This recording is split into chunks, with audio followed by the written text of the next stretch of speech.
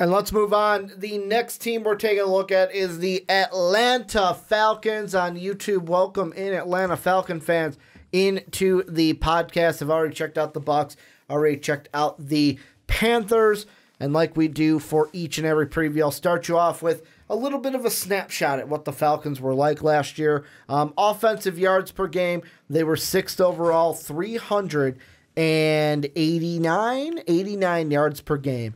They were 10th in offensive points per game with 25.9, almost 26 points per game. Defensively, this was another one where this team was towards the bottom half in defense. Not great defenses in this conference overall last year. 28th in defensive yards per game, 384 yards is how many yards they were giving up last year. 25th in points per game given up. They were giving up just over 26 points per game. And when we look at the free agency for the Atlanta Falcons, not much going on. No shockwaves. Kenyon Barner signed to a 1-year deal. They bring in Jamon Brown. They bring in Adrian Claiborne. You've got Justin Hardy coming in. Grady Jarrett. This is a team that, to me, was so close last year to a playoff spot, just like Carolina. They were 7-9. They had exactly the same amount of wins, so they were the same amount of distance than Carolina.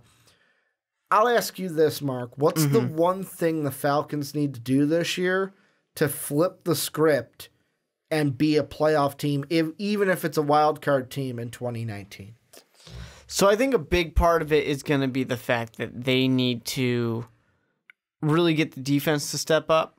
Because you look at the offense, and they were amazing just a few years ago when they had that playoff run. I mean, the best offense there was. They had a really good offense, especially when it comes to scoring last year. Now you get Dirk Cotter over there who, despite having trouble in Tampa and despite having quarterback issues, the offense still was a good offense. Wasn't an amazing offense, but they knew how to score points. They knew how to move the ball. But when I look at it, I'm not concerned. You got Julio Jones, you got Sanu, you've got Devonta Freeman, you got Matt Ryan. And Devonta Freeman only played 2 games last year. Yeah, we're feeling pretty good about your offense. I want to see this defense really step up and be a nice support for this for the offense that's been so good. But of course, the other thing too is what's going to be really nice is that offensive line can be good. Yeah. Because they desperately need to make that cohesive unit just gel, especially with 2 first-round picks for offensive linemen this year. Yeah, and those were at 14. They got Chris Lindstrom, the offensive guard from BC Boston College. And then at 31, they traded back up to get Caleb McGarry, the offensive tackle from Washington. So those are 2 offensive tackles that you were mentioning. And to me, one of the big ones is, of course, offensive line, because, Matt Ryan was sacked 42 times last year. Yeah. You're not going to win games when your quarterback's flat on his back. That's just a proven fact. And to me, I wonder 2 things about the run game. Yeah, I know they bring in Kenyon Barner probably because they lost Tevin Coleman. He's now with the San Francisco 49ers. And Tevin Coleman was big for this team. Devonta Freeman not there. Coleman gave him 800 yards on the ground, 4 touchdowns on the ground, only fumbled the ball 1 time. This was not a team that fumbled much. They only had 4 all year. In the rushing department, I look at this and I expect Devonta Freeman, if fully healthy, to bounce back to where he was. I don't expect a down year from Devonta Freeman. My big question is who's going to be able to pick up the slack in that second role, because the thing I always liked about the Falcons is they had that 1-2 punch between Devonta Freeman and Tevin Coleman. My question this year, what's that 1-2 punch going to be? Is it going to be Devonta Freeman and Ito Smith, or will it have to be Devonta Freeman and Kenyon Barner? Or is it just going to be Devonta Freeman and, oh, shoot, we lost our backup running back, and neither of the guys we have behind him can pick up that slack? It's totally possible. I do think that there is potential as well. And and of course, this one's going to depend on what happens with injuries and stuff like that. But for Jeremy Langford, if they kind of actually do something with him, Jeremy Langford, I think, got cut for a little bit due to injury. If he comes back at some point, he might be able to mix things up as well. And I only really say that because I'm taking a look at all the running backs that they have. They've got Smith, they got Barner, they've got the couple rookies that they've got, Hill and Freeman. There's so many different guys that's just been very interesting to see what this kind of looks like. It's a very tough battle here because you've got Freeman locked it up. Barner's got it, I think, locked up for the kind of number 2 spot. It's who's that third person that can kind of come in and provide some relief. It's a tough battle, but I really think when it comes to the Falcons, you don't go ahead and draft a guy 5th round, which isn't crazy, but draft a guy in the 5th round to be a running back that gets cut or that becomes your 4th running back. Yeah. So it's probably going to be him. So I think that's most likely going to be it with Barner and then Devonta Freeman, of course, to lead the way. This Atlanta Falcons offense, when they had a powerful running game, that was deadly. They were unstoppable. And part of that was, of course, Matt Ryan in the passing game too, but nobody could stop that offensive attack. But it really is going to be like, yeah, great, you have nice running backs. Can you protect anybody? Can you run block? And I think they're doing everything they needed to do this offseason to really kind of try and correct the issues from last year. But time's going to tell. Is Dirk Koetter going to be good or bad for this offense? Because is this going to be like what we talked about with Tampa Bay with like Todd Bowles, where it's going to be, hey, as a head coach, absolutely horrible, but you know what? As an OC, he's going to do pretty good for the Falcons. Yeah. I mean, he's done pretty well as an offensive coordinator, and he's been with Atlanta before. I think that's going to help out quite a bit. I think they'll get some success out of him. Last year, I think a lot of people had some questions about their decision, offense coordinator-wise. So I think that this one makes sense to me in very much a Todd Bowles type of situation of like, all right, it didn't work out for you to be a head coach. Just go back to what you're good at, which is just a good offensive coordinator. He's had some really good offenses, so I think that this will actually work out pretty well for him.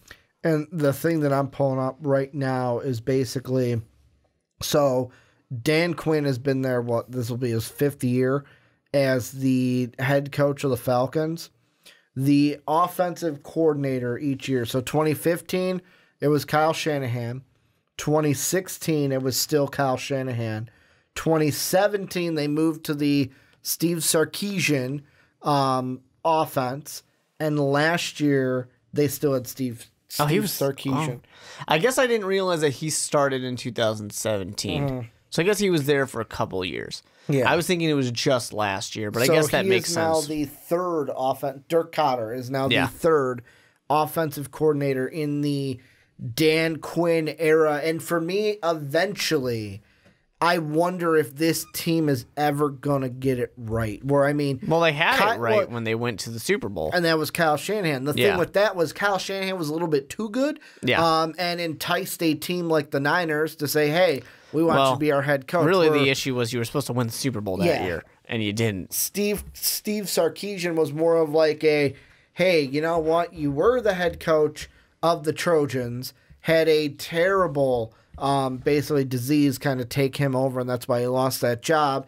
Got a second chance with Alabama, wooed the Falcons enough to say, hey, we're going to give you a shot here. And after 2 seasons, it just didn't work. I wonder if Dirk Koetter can be closer to that, closer to that Kyle Shanahan. But the thing about him that's different than Kyle Shanahan, we already know what he's like as a head coach. So to me, even if he's really good with Matt Ryan, the Falcons won't need to worry about a team trying to come in and woo him. At least not for a little bit. Because, not after year 1. Basically because it's like, we just know how that Buccaneer thing ended, and we don't want that for our team. It can happen. You can still get a couple good years, 3 good years, and someone says, teams are desperate, we'll give you a chance. We'll give you a chance. Maybe maybe it was all Jameis's fault. Yeah. Is what he might be kind of selling in an interview. And when it comes to Matt Ryan, like, this is a guy where, I mean, he's pretty much the only thing on this team that, like, you're not going to question. The only thing I throw out there is... I think you're not going to question Julio. Well, yeah. I mean, with Julio, it was pay the man and give him the contract that he desires. One thing I'm going to ask is, so Matt Ryan had one of his best years last year, especially yards in a season, his best since 2016, his last year with Kyle Shanahan. He had almost 5,000 yards in a season. Can he replicate the same thing in year one of Dirk Koetter? Or is it going to be what we've kind of saw in 2017 of like, well, you know what? It wasn't a bad year. It just wasn't as good as the year before because Matt Ryan's getting used to this new coordinator for the third time in 6 years. And, I mean, with Shanahan, it's not like it just clicked immediately. It took a little bit to get that gelling as well. I expect this to be a little bit of the same thing. It seems like with Matt Ryan, he takes a little bit, and it's not surprising, a lot of quarterbacks do this, but he takes a little bit to kind of figure out the offense, learn, gel. And it's not like he takes a little bit and throws for 2,000 yards. He still throws for 4,000 yards, but maybe the touchdowns go down a little bit. Maybe it's not moving as quite nicely. Maybe the completion percentage goes down a little bit, or the amount of first downs, whatever it might be. It takes a little bit to really figure it out and kind of gel. So not saying that the Atlanta Falcons are going to be bad this year. I just think that this offense is not going to be as strong as you hope and expect. And that's why the thing I'm looking at it where I expect the offense to take a step back. That's even with Devonta Freeman coming back from his injury. But then I look at the defense. I know you mentioned it. This defense is not their strongest point, to where I almost feel like this Falcon team, if I had to predict right now whether they would be in the playoffs or not in the playoffs, I would kind of lean more towards missing the playoffs this year, because I think how I'm leaning towards right now, not to spoil anything because we still got the Saints coming up, but I would predict the Saints to win the division again. They're third in a row. The Panthers move up then to be that second team. Falcons fall to be the third team. And then the Bucs are kind of in the cellar still at number 4. I think this could be another year for the Falcons where it's like 7-9, 8-8, maybe 9-7 at the most, where it's like you're not a bad team. You're just not missing out good enough to make the playoffs. Like, are you similar thinking? Do you think they'll take a bigger step back? Because this is a team that was maybe 1 or 2 losses away from being a 6-5 win team instead of that 7 win. And I think it's interesting, too, because Dan Quinn was kind of brought in to be this defensive mastermind. And he's the defensive coordinator as well here. But the defense is really not what the strength of this team is. The strength is the offense. They've kind of gotten worse over the years. So I think it's interesting, and I'm not saying Dan Quinn, fire him right now. You knew where my mind was going. I was going to ask. I just think it's interesting that his strong suit is where the team is kind of not good. I will ask this then, because you said don't fire them. Let's say they don't make the playoffs. Let's say I'll go on the positive side. They go 8-8, so 1 win better than last year, but they missed the playoffs. Are we starting then the 2020 previews with, is Dan Quinn on the hot seat? Probably. We probably will be. This isn't a year for it, but if the year doesn't go great, not necessarily it has to go great, but if it's not a, kind of above 500 year, I think we're going to be asking some questions. Because, I mean, the thing you got to look at, too, and this is when it comes to when they've made the playoffs. In his 4 years, they've made the playoffs 50% of the time. And each team they've lost to has gone on to win the Super Bowl. Where the first one was obviously the Patriots in the Super Bowl. Yeah. So, obviously, the Patriots are going to win the Super Bowl. But then they lost to the Eagles in 2017, and the Eagles went on to beat the Patriots that year. Nobody could stop Nick Foles. Yeah, I mean, especially that Philly special, am I right? Looking at the schedule for Atlanta, I know it's the third time we've gone through similar opponents, NFC South, AFC South, NFC West, and then they've got the Vikings to open up at Minnesota. That's a tough one. And then their other one is, where's that NFC East? Oh, game 2. Eagles. They play at home against the Eagles. So what is your thought about the schedule with Eagles and Vikings being the only different teams compared to the other ones? Yeah, I think it's tough because you got to start in Minnesota. That's going to be a rough way to start. Then you're going to play the Eagles, which were a playoff team last year. Carson Wentz is going to be healthy right now, we hope. Then you go to Indianapolis. You could be an 0-3 team to start this year. And, of course, then the Titans are a little bit easier. But it's going to be kind of difficult. You do not have an easy stretch anywhere. Your schedule is difficult the entire time. The only thing you might have going for you is Week 17 going to Tampa Bay. If Tampa Bay is not very good and you are competing for a wild card spot, that might be a benefit to you. Being able to have a little bit of an easier game. But just before that, you're playing the Jaguars, which should be a better team this year.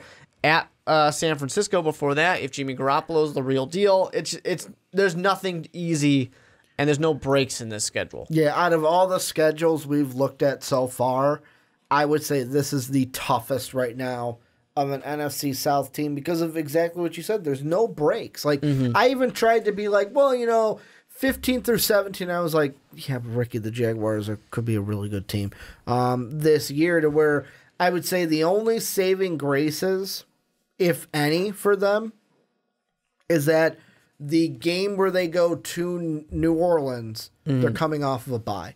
Yeah. So it's like you don't get Seattle on the road, you don't get LA on the road, so you don't have to travel cross country for those two. You get those two at home. Then you get your bye week. Okay, let's kind of rest up before that next week where you have to go to New Orleans to play the Saints. But then right after that, you got to go to Carolina. So it's like you get on the road against the Saints. Another tough divisional game on the road. And then you get the Bucs, which we're expecting to be an easy game, but we don't know what's going to happen any given Sunday. That's not even mentioning the fact that in that case you have 5 division games in a row. Saints, Panthers, Bucks, Saints, Panthers. That's a season killer for you right there. Division games are tough. Yeah. They're very tough. And when you start back-to-back road games, that can kill your momentum. You just played Seattle. Well, I mean, I guess like you said, you do have the bye. But you played Seattle and you played the Rams before that. It's difficult. This is a challenging schedule. And, I mean, the last game against the Bucs last year, they only won by 2. But they did beat the Bucs both times last year. Carolina, they also beat twice last year. It was the Saints that had the Falcons number in that first matchup against the Saints in Atlanta. Was that overtime game that went 43-37. Yeah, that's another reason why what I was saying earlier of like, if I don't expect the Falcons, I know I asked it earlier, hey, what do they need to do to flip the script and be a playoff team? Yeah. I don't think they do it this year. I think there's going to be too much hiccups between Devonta Freeman coming back with new offensive coordinator. This offense usually takes a dip when they do have a new OC coming in. And this schedule, I just think, is too tough. Like, yes, I know it's the same games minus the first 2 compared to every other opponent in the South. Yeah, but it matters when you play them and where. Where they're placed is a huge killer for this team. But I will say, coming out of that, if they, let's say, go, I'll say, what, out of the, how many games is that? 5? If they go like 3-2 out of that, at least your next 3, you get the Bucs, which I know division is tough, but like you get the 49ers, who could be easier, and your only real tough game could be that Jacksonville game. But Atlanta fans, let us know what you guys think down below. I know you guys usually have more of that fan take because, like I tell Mark, this is the time of the year where everyone's got hope. Everyone can win the Super Bowl. Even the Cleveland Browns this year can win the Super Bowl with all the moves that they made. But let us know what you guys think down below. Are you making the playoffs, missing the playoffs? What to expect in year 1 of Dirk Cotter as the OC? Let us know down below in that comment section.